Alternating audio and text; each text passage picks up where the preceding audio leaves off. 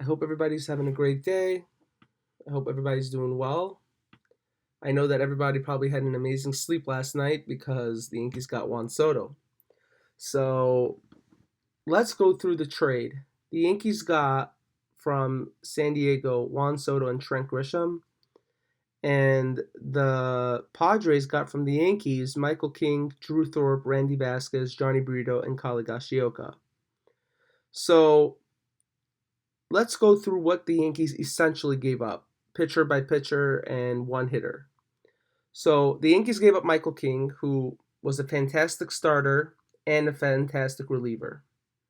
The Yankees gave up an up and down pitcher, a couple of up and down pitchers, Johnny Brito and Randy Vasquez.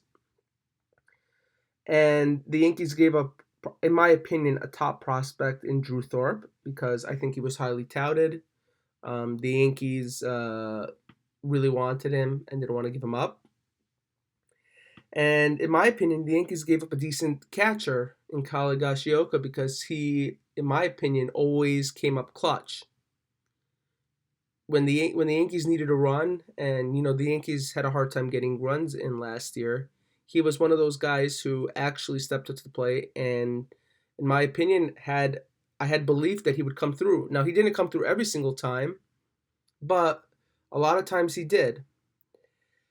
And in my opinion, I feel like the Padres got a good bang for their buck. The Yankees took on two massive contracts in one massive contract in Trent Grisham and Juan Soto, who we all know from my previous video could leave next year, but I guess the Yankees really felt the pressure and they ended up giving up a lot of players. Now, I did want to go through something that Jack Curry said. Jack Curry said that the Yankees really didn't want to give up Michael King. But in my opinion, I really didn't want to give up Drew Thorpe. You understand? I really felt that Drew Thorpe was highly touted and he's filthy and a lot of teams wanted him, and Michael King had a lot to prove, he probably only would have made 20 starts next year. You understand? And he's getting older in age. I think he's like already in his 30s. So, in my opinion, I wouldn't have mind the Yankees giving up Michael King and keeping Drew Thorpe. It ends up that the Yankees gave up both of them, but it made me wonder, did the Yankees like overhype Drew Thorpe? Because if they did, that'd be pretty amazing. That means like all the teams want him, and the Yankees were able to package him for something. Uh, for they got Juan Soto, right? But in my opinion, I don't know. I don't think the Yankees are that, first of all, that clever, and second of all, just looking at him, the eye test. He's tall. He has great mechanics. You know, he's just really good. He has a good changeup. You understand? So, in my opinion, the Yankees really gave up a very good prospect. Now, let's go through how the outfield is going to look like. So, as we all know, the Yankees have currently like a revamped outfield, right? Besides for Aaron Judge, the Yankees have Aaron Judge, Trent Grisham, Juan Soto, and Alex Verdugo. So, initially, a lot of people were saying that they were nervous for Aaron Judge to play center. You understand, because it's wear and tear on his body, and you want to keep him fresh. I do think that the Yankees will keep him in center field because until Jason Dominguez comes back, so they'll probably put Aaron Judge in center, put either Alex Verdugo or Trent Grisham in left, and Juan Soto in right. At least in my opinion, and I also heard this from the MLB Network, who actually concurred with me.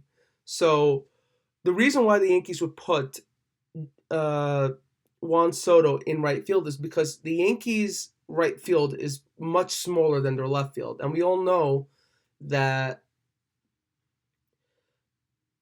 Juan Soto is not a great outfielder. So the Yankees are probably going to try to minimize risk.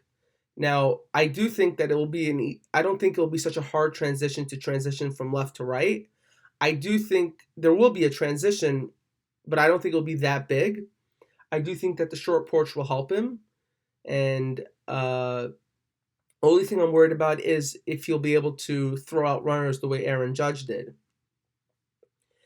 And the last thing I wanted to get into is Stanton. So, as we all know, Stanton is clogging up the DH role. And the truth is, like, he is sort of like a fifth outfielder because the Yankees sometimes play him.